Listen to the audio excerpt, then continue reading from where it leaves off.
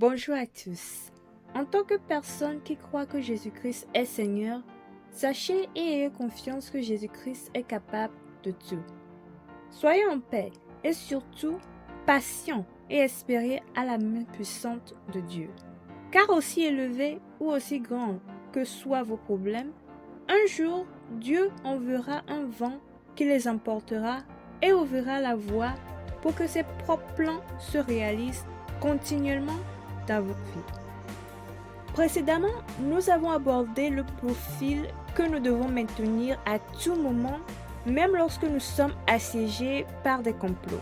Et nous avons vu qu'il est important qu'à tout moment, nous fassions du bien aux gens, même s'ils complotent de mal contre nous sans aucune raison. Maintenant, il est vrai que vous devez vous comporter de manière bonne et juste envers tout le monde, peu importe à quel point ils sont méchants envers vous. Mais cela ne veut pas dire que vous devez accepter l'oppression qu'ils vous infligent. Si vous vous souvenez, nous avons appris auparavant que Satan peut utiliser toute personne qui n'a pas l'esprit du Christ pour bloquer votre chemin. Et nous avons appris également que pour cette raison, Dieu ne vous demande pas de défier physiquement ceux qui vous défient, mais d'écraser spirituellement par des prières intenses et cohérentes ces esprits de ténèbres qui montent ces gens contre vous. Cela dit, nous allons aujourd'hui identifier la racine des complots formés contre vous. Alors, allons-y.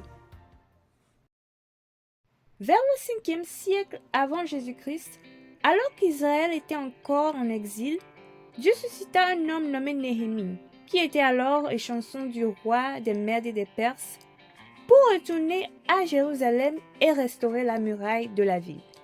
Maintenant, spirituellement, être sans mur est un symbole de nudité et de vulnérabilité, car n'importe qui et n'importe quoi peut facilement accéder à votre vie et voir votre honte. Donc, étant donné que c'est de l'état dans lequel se trouvait la ville, vous pouvez imaginer à quel point la tâche de restaurer la muraille était si grande et importante pour Néhémie. La Bible dit qu'une fois dans la ville, Néhémie a parlé aux Juifs réchappés de Jérusalem du plan de Dieu de restaurer la ville et ils ont décidé de le rejoindre et de la reconstruire ensemble.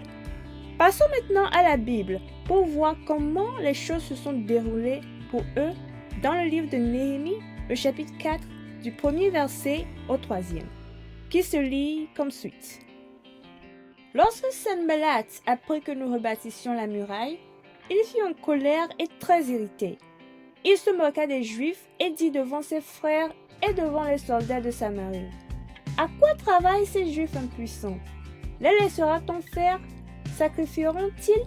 Vont-ils achever? Redonneront-ils vie à des pierres ensevelies sous des monceaux de poussière et consumées par le feu? » Tobija l'ammonite était à côté de lui et il dit, « Qu'ils bâtissent seulement. Si un renard s'élance, il renversera leur muraille de pierre. » Amen. Pour clarifier les choses, Sanballat et Tobija font partie des personnes qui habitaient le pays pendant que les Juifs étaient en exil, et donc maintenant, quoi qu'ils en sont, propriétaires. Raison pour laquelle Sanballat était en colère et se moquait des Juifs qui construisaient la muraille de leur ville. Exactement comme aujourd'hui, les gens se lèvent contre vous simplement parce que vous voulez restaurer votre vie. Or, il est important de noter que quiconque n'est pas satisfait du progrès ou du bien-être de son prochain est animé par les esprits du diable. Et tout comme ces esprits ont animé Sanballat et Tobija pour comploter contre Néhémie et ses collaborateurs, ces esprits incitent de nos jours les gens autour de vous à comploter contre vous, tout en se moquant de vous et en vous narguant pour que vous abandonniez vos efforts, en vous traitant comme une personne faible parce qu'ils pensent être plus nombreux que vous, en se tenant à travers de votre chemin pour que vous n'avanciez pas, ou encore en vous empêchant de prier, en voulant arrêter les choses que Dieu a commencées dans votre vie, ou en essayant de projeter que vos efforts deviennent néants. Mais La question reste la suivante. Allez-vous les laisser réussir leur complot? Bien-aimés en Christ, vous devez comprendre que la racine de tous les complots formés contre vous est spirituelle. Par conséquent, ressaisissez-vous et commencez le combat contre les vrais ennemis, tout en vous rappelant toujours qu'avec Dieu, vous ferez des exploits, il écrasera vos ennemis. Au nom de Jésus, Amen.